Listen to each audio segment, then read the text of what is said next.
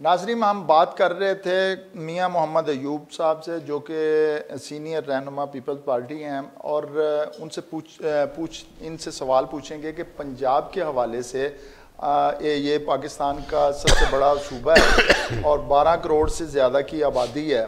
इस हवाले से इस सूबे के साथ पिछले अदवार में कुछ बेहतर हुआ, या आप उसको जो अगर नहीं हुआ तो उसकी बेहतरी के लिए किस मनसूबा साजी की तरफ आप जो हुकूमत है वो जा रही है?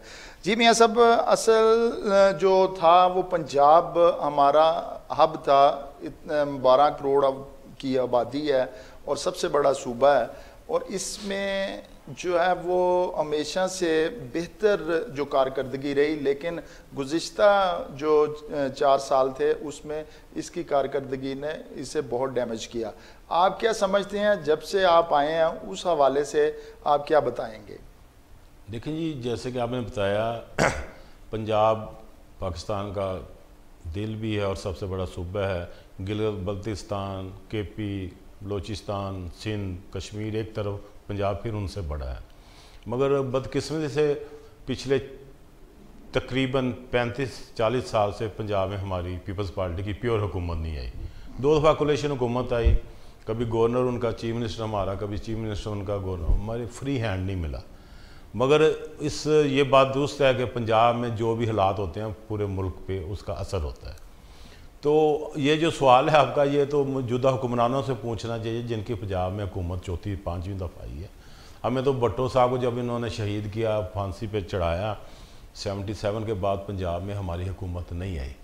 तो इंशाअल्लाह अब भी हम इस हुकूमत में इनके साथ हैं, शामिल हुए हैं कोलिशन के तौर पे। चंद मिनिस्ट्री हैं हमारे पास, एडवाइजरी हैं 1-2। तो हम तो पूरी कोशिश करेंगे कि पंजाब के मामला दुरुस्त हों, क्योंकि पंजाब पूरे पाकिस्तान पे यहाँ पे जो भी होता है उसका असर पड़ता है। मगर उम्मीद है कि इंशाअल्लाह ताला हम पंजाब को अवाम के मसाइल हल करने के लिए इन मौजूदा हुक्मरानों का साथ देंगे, अगर उन्हें हमारे साथ की ज़रूरत हुई तो। मियाँ साहब, अगर आप इस हवाले से, जैसे आप कह रहे हैं कि जी इन्होंने बहुत अरसा हुकूमत की है जो मियाँ साहबान ने, तो वो उनसे पूछा जाए, लेकिन अब जो है वो जो अवाम है वो आपको पीछे हटने नहीं देगी, क्योंकि आप इनके कोलिशंस हैं और आपने हर जगह पे अगर नाकामी में और जो इनके बेहतर काम में और नुकसान के काम में दोनों में शरीक के हुए, अगर पंजाब में अच्छा काम ना हुआ तो वो भी आपके खाते में ज़रूर जाएगा। इस हवाले से आप क्या कहते हैं? नहीं, ये आपकी बात दुरुस्त है। हम कोलिशन पार्टनर हैं, हम अकेले नहीं हैं, और भी पार्टी साथ हैं। मगर मैंने आपको बताया ना कि पिछले 35-40 साल से ये नून लीग PMLN की हुकूमत है, यहाँ पे उनका चीफ मिनिस्टर है, उनका गवर्नर है। तो पीपल्स पार्टी को अपना भरपूर रोल अदा करने का मौका नहीं मिला। ठीक है, अभी भी हमें पंजाब में आटे में नमक के बराबर कोलिशन है, हमारी हुकूमत में हमारा हाथ है, ज़्यादातर तो वही है। तो उनको भी सोचना चाहिए, और हम मुफीद मशवरों के लिए, मुल्क कौम की भलाई के लिए, पंजाब के मसाइल के हल के लिए हम तो अवाम में हाजिर हैं, जाते रहते हैं।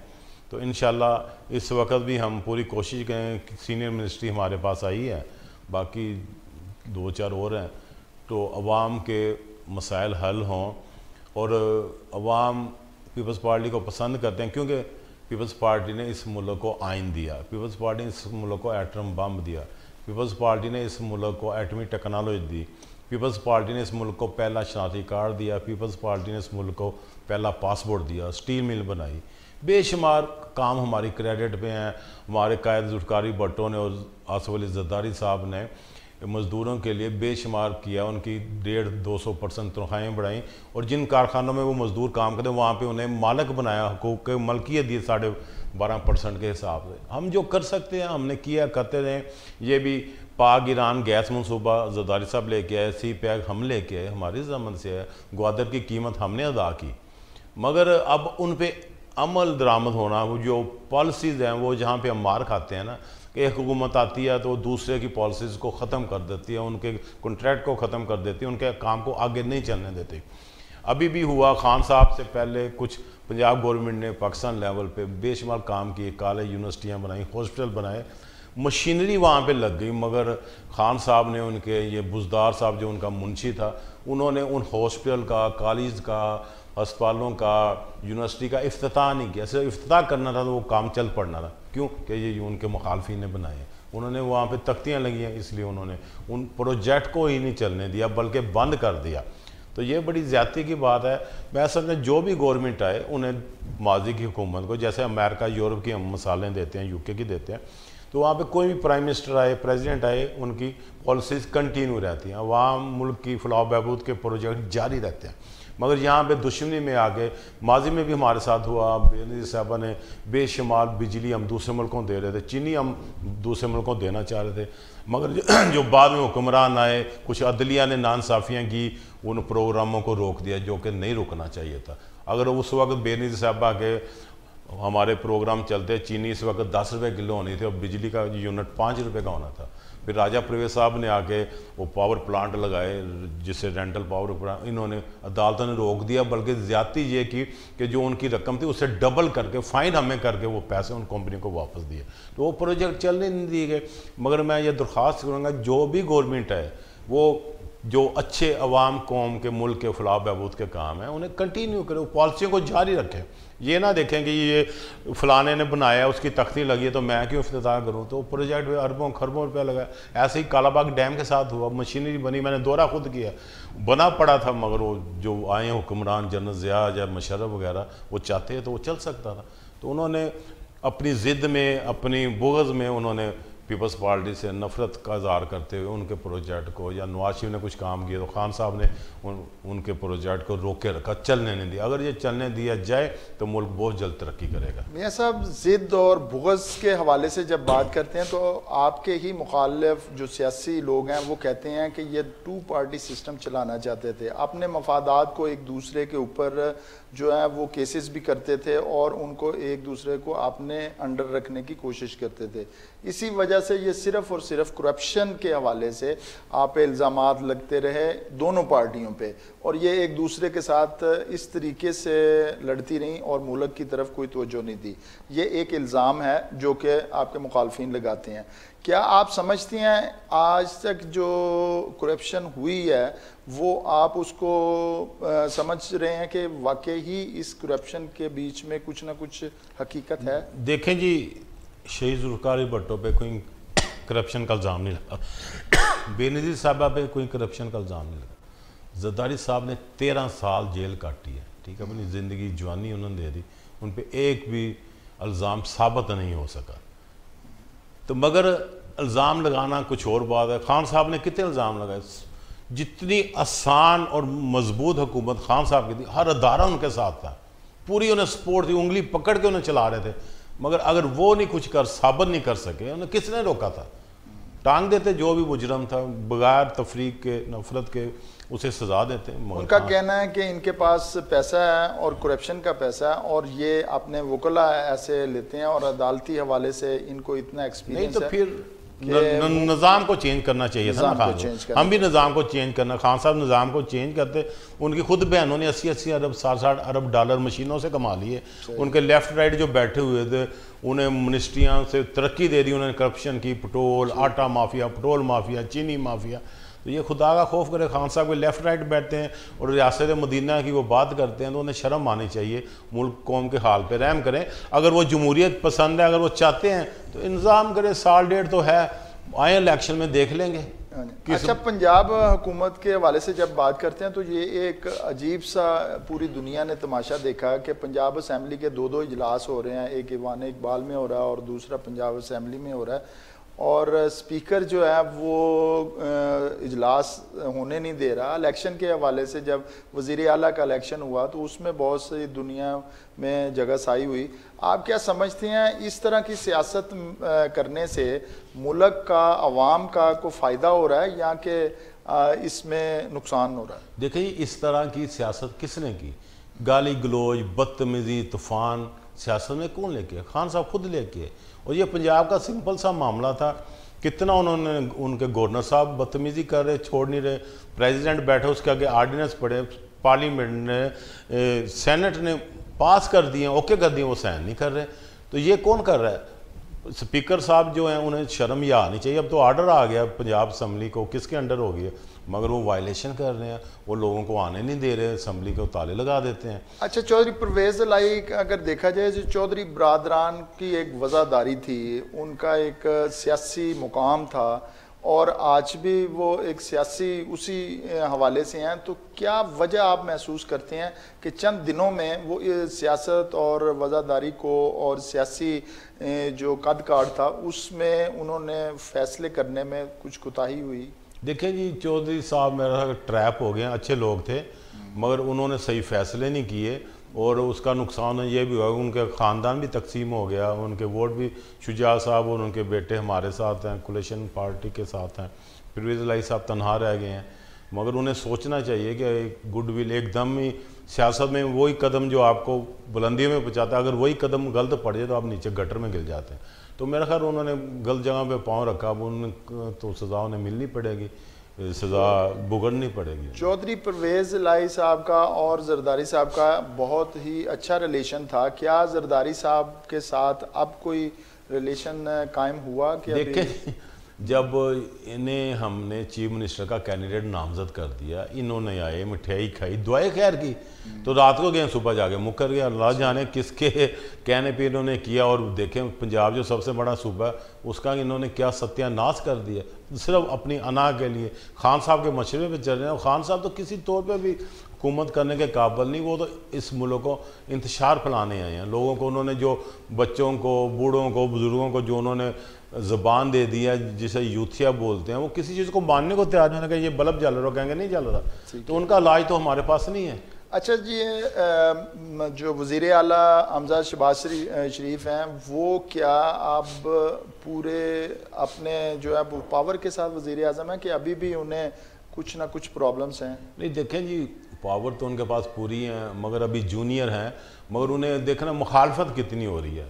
ये ओपोजिशन जो बराए नाम बनी हुई है, उन्हें काम ही नहीं करने दे रहे, ठीक है ना। रोज़ हाई कोर्ट, रोज़ सुप्रीम कोर्ट, कभी कोई आर्डिनेंस, कभी कोई, और गवर्नर को बड़ी मुश्किल से हमने निकाला, हालांकि प्राइम मिनिस्टर का हक है। सदर साहब को कहा, सदर साहब नहीं मानते, तो ये तो जानबूझ के रुकावटें डाल रहे हैं और ये हुकूमत को फेल करना चाह रहे हैं। मगर इंशाल्लाह एक आध माह में सारे मामला ठीक हो जाएंगे। मियाँ शहबाज शरीफ वज़ीर आला रहे, अब उन्हीं के बेटे जो हैं मियाँ जो है उनके बेटे जो हैं वो वज़ीर आला हैं।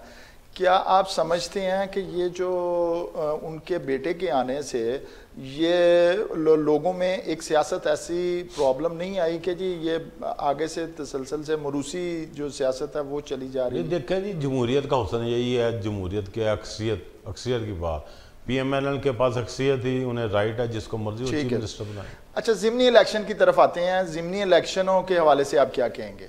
देखिए, ज़िमनी इलेक्शन में हमारी पार्टी ने ये फैसला किया है कि हम नून लीग को भरपूर सपोर्ट करेंगे और हमारा कोई कैंडिडेट भी ज़िमनी इलेक्शन में हिस्सा नहीं लेगा।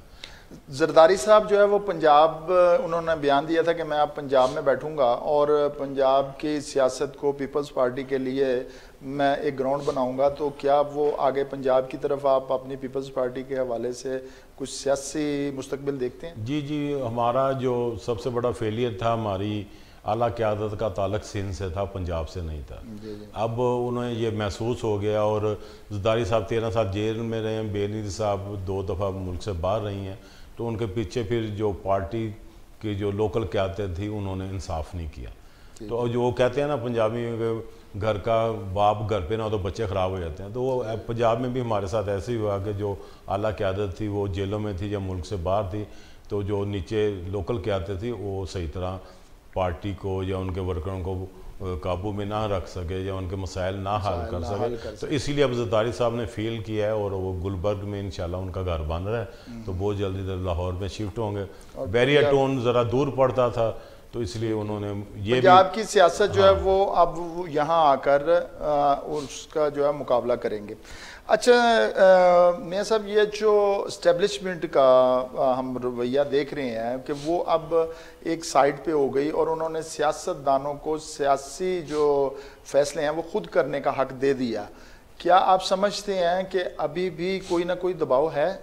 नहीं जी, मैं पहले भी ऐसा मसला नहीं था, पहले भी कुछ थे, मगर अगर कोई अदारे को अपना एहसास हो गया मुल्क कौम की बेहतरी के लिए न्यूट्रल हो गए हैं तो कोई नहीं। खान साहब तो कहते हैं न्यूट्रल जानवर होता है, मगर हम कहते हैं न्यूट्रल जानवर नहीं होता, वो बड़ा कुछ होता है। तो अगर अब आप जैसे कह रहे इस्टेब्लिशमेंट को अगर अकल समझ आ गई, उन्होंने तजर्बे कर लिए हैं, एक नालायक बंदे पे तजर्बे किए हैं जो फेल हो चुके हैं, तो अब उन्हें चाहिए कि सियासतदानों को मुल्क चलाने के लिए सियासतदानों को ही चूज़ करना चाहिए। उन्हें जिस पंजाबी का जिसका काम उसको समझे, तो इंशाल्लाह सियासतदान इस मुल्क को ठीक अच्छा, कर। एक और सवाल यहाँ पे आता है जहन में कि क्या मियाँ साहब एस्टेब्लिशमेंट जो है वो एज ए फ़ौज एक हमारा बहुत मोहतरम अदारा भी है और एक बहुत कम्पिटेंट जो अदारा, उसके हवाले से इस तरह की गुफ्तगू चाहे गवर्नमेंट की जानिब से हो, चाहे